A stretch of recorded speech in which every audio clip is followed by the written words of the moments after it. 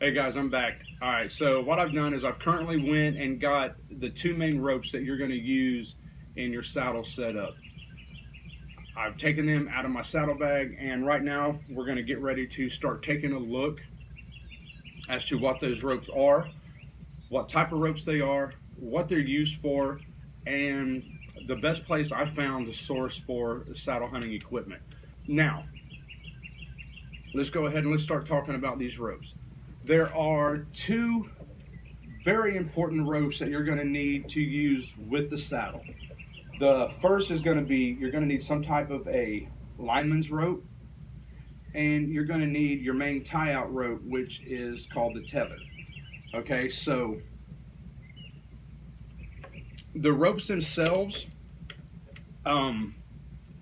if you're going to source out where you can find the ropes, I tell you honestly, I found one good website that is pretty much devoted to saddle hunting, and you can get anything you want for saddle hunting off that website. So I strongly encourage that if you want to check it out, go to easternwoodsoutdoors.com and you can look through all of their saddle hunting equipment. A lot of good stuff to choose from, various different ropes for your main ropes, various different ropes for your hitches if you want to use a hitch. If not, you can use a mechanical ascender or something like that. So let's start off with the lineman's rope. You're going to want something in all of your ropes that's first and foremost climbing rated. And there are some key factors that you're going to have to pay attention to. Most of them, your ropes are going to come in various different sizes. You know, you're going to have anywhere from 11 meter, most of your ropes are going to come in different diameters. You can have anywhere from 8 millimeter to 11 millimeter thickness of rope. As far as the length of rope, you can pretty much tailor that to what you feel you're going to need. What I recommend doing is think about the biggest tree that you want to climb. I myself try not to get anything bigger than, I don't know, probably about that big around. But what we'll do is we'll continue with the ropes. Okay, so figure out the biggest size tree that you're going to hunt. For me, it's like I said, it's probably basketball size, maybe a little bit bigger. And I've chosen to have about an 8-foot length of rope. Now, there's going to be a couple of terms that you're going to have to get used to, and we'll discuss the terms as we walk through them and we get to them. So, as far as your lineman's belt, what that is if you remember on your saddle, you're going to have the actual saddle seat itself, and then you're also going to have some type of a bridge, whether it be a rope bridge or a web bridge. That web bridge is what is attaching your main attachment to the tree. And then if you look above where your bridge is attached, you should have a lineman's belt loop on each side. And what that's for is specifically the lineman's belt. Now this is mine, and in a minute you'll get to see how long it is. What I've done is I've just currently got it daisy chained just because it makes it a little bit more compact to carry. I can fold it up pretty easily, and it's in a nice manageable bundle where the ropes aren't tangled. Now, what I have chosen to use is I use a static line. There is a difference between your static line and your dynamic line, and basically what that is the amount of stretch involved when you apply weight or force to a rope. If you bear with me, I'm going to have to refer to a few notes here. When it comes to your lineman's rope, what I've chosen is 10 millimeter Sterling HTP, and that's a static rope. I've chosen 8 feet because 8 feet will give me enough rope that I can work with around the tree. So what you'll do is that lineman's rope is mainly used when you need to go hands-free or you're actually climbing. Climbing methods are going to vary, so we'll touch in on that on another video. for this purpose, we're just going to stay focused on the rope. All right, so I've got 8 feet of Sterling HTP static line. Now, what I like about this line itself is with the Sterling, I've got 8 feet on the length. I've got a 10 millimeter rope. Now, there is a rating that you have to understand, and that is the MBS rating, which is your minimum break strength. And for this Sterling HTP, the minimum break strength rating is 26.6 kilonewtons. What that translates to is, on a MBS rating in pounds, is 5,979 pounds minimum breaking strength. All right, the rope doesn't weigh much. Really, I think the correct specs on this were for 100 feet of rope weighed 6.5 pounds. So you can imagine how light it is in just a 8-foot section. It's only mere ounces. I think it breaks down to like 15 ounces per foot or something like that. I'm not 100% sure, so don't quote me on that because I haven't done the math, but that sounds about right. And then on the elongation or the stretch, this one has, at 300 pounds, 1.4%. So there's not a whole lot of stretch to this rope. What that does mean is, if you was to slip and fall, even if it's just a few inches, there's going to be a sudden jerk. So just remember, going back to the safety, climbing is dangerous. You can slip and fall. Using these items, your fall is going to be really minimal to how far you fall, because it's going to be based on the length of your rope. In the next video of setting up the saddle, we'll talk more about the lineman's belt, as I'm actually showing you how it's used in a climbing situation and how to properly attach it. Now let's take a look at mine. One thing you'll notice in this one is there are, I've got it set up with 2 carabiners. That's mainly because in the beginning of when I actually how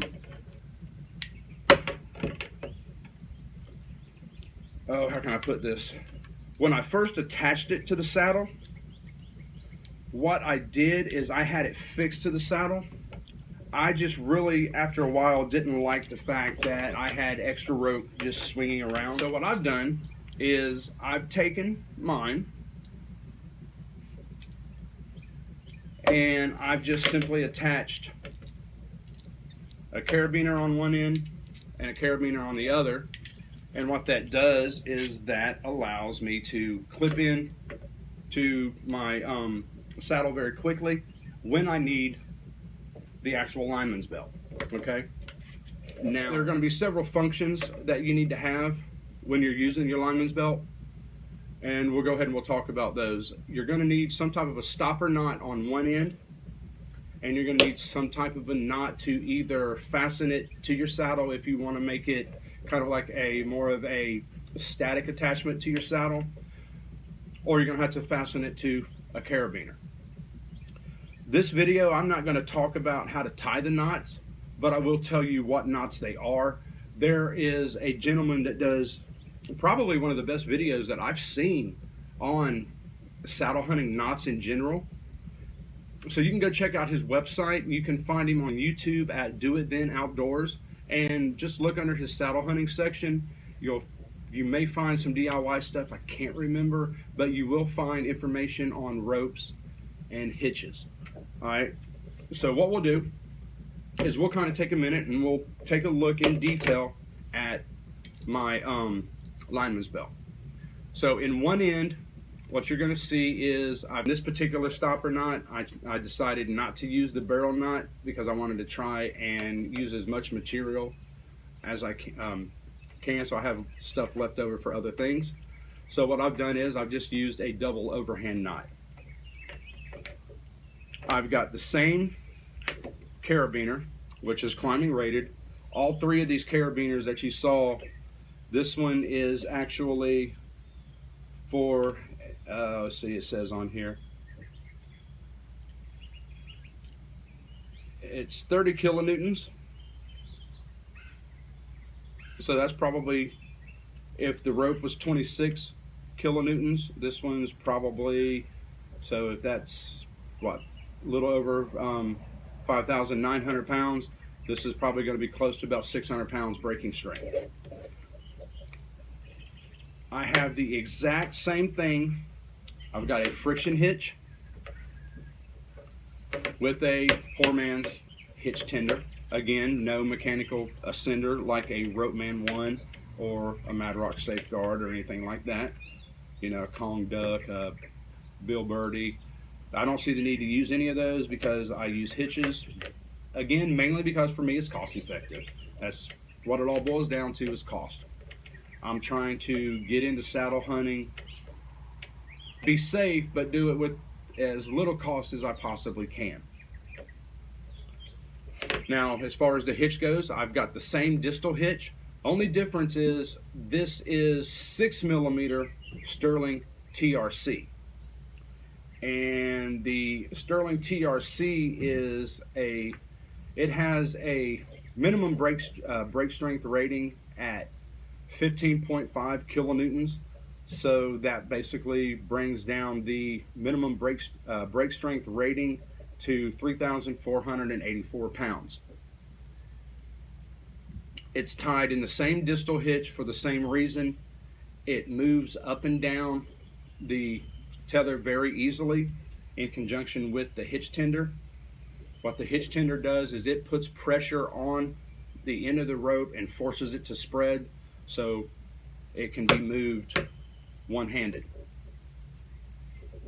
like you see here. Okay. Now, one additional thing that I've added to this, again, got this from the gentleman on Do It Then Outdoors. It's a Celtic stopper or button knot, and what it is, it's a rope that's tight around the diameter of your main tether. It slides up and down the rope pretty easily. And the only reason I use this is because of the way I have the working end of my tether set up. Now, on this particular tether, what I've got is I've got a quick link that I can unscrew. You don't have to have the quick link. I opted for the quick link just because it makes getting the tether off the tree a lot easier. You can opt to have either a sewn eye or a loop eye in the end of your tether like this. The purpose of the quick link is so I don't have to disconnect this from my saddle after I put my lineman's belt on to go around a tree or to go around a limb in the tree. If you got it fixed like this, creating a girth hitch, in order to get this secured to the tree, you got to pass all of your rope through the actual tether, which isn't really a problem. The problem with that for me is it's just I have to take it loose from my saddle itself, and that means it just takes that much longer to get everything reattached. With the quick link, all I have to really do is just unscrew the quick link, place it around the tree, and then place the tag in through the quick link and screw the quick link shut again. And then I've created that same eye to create a girth hitch, which that's one of those terms that we were talking about. You'll hear me say when we come, throughout the video. The girth hitch is the type of hitch that is holding you to the tree. So that's it. That's pretty much my tether and my lineman's rope. So what I think we'll do in the next part of the video is we will actually take a few minutes and discuss in the next video on how to properly use these and how to set them up on your saddle. But before we get out of here, we're going to talk about other options that are available. Again, like I said, when it comes to using your tether or your lineman's belt, you can use any size diameter rope you need. Just make sure that it's climbing rated. The most common is 8mm to 11mm. Now there are some choices, and all these can be found on Eastern Woods Outdoors. You've got your Sterling Oplux, You've also got a Sterling CIV canyon rope. There is also a brand called Teufelberger, I believe is how it's pronounced. It's Canyon Elite as well. Those three ropes range anywhere from 9mm to 10mm. There is also the Teufelberger Rest Tech, which is I think you can get it in 8 to 9mm, and you also have Samson Ultratech. Now I do have the Samson Ultratech, and that is what I use for my rappel rope. We'll get into more on rappelling too in a later video. But just keep in mind, when you're setting up your tether or your lineman's belt, you don't have to have a mechanical ascender like the Ropeman 1, the Kong Duck, the Bill Birdie. You don't have to have those. Friction hitches work just fine. It's mainly preference at that point. So just remember, when you're trying to use these items, do it at ground level. Learn how to tie your hitches properly if you choose to use hitches. Learn how to use your mechanical ascenders properly if you're using a mechanical ascender. All right? Be safe in everything you're doing, and always, like I said before, practice at ground level and get comfortable with how the setup is going to work before you try and actually make a climb. You're going to find it's going to be a lot easier if you understand the principles and mechanics in using the saddle on the ground before you try and do it in a tree. All right, so I'd like to just thank y'all for watching. I'm going to try to make these videos to where they're not as long as they have been, trying to keep them under 30 minutes if I can. But I'm also trying to give you, as a person just starting out, an idea of what you can expect. In some of the later videos, we'll go through climbing and things like that as well. All right, so I just want to thank everybody. I hope you're having a great Memorial Day weekend. I hope you've been safe, and I look forward to seeing your comments in the bottom. So if you have any comments, questions, concerns, drop them down below. I answer all the comments. I'll give you my feedback on what I think. If you have constructive criticism, guys, I welcome that too. So to all my fellow saddle hunters and hunters in general, be safe, and we'll see you next time. Y'all have a great weekend.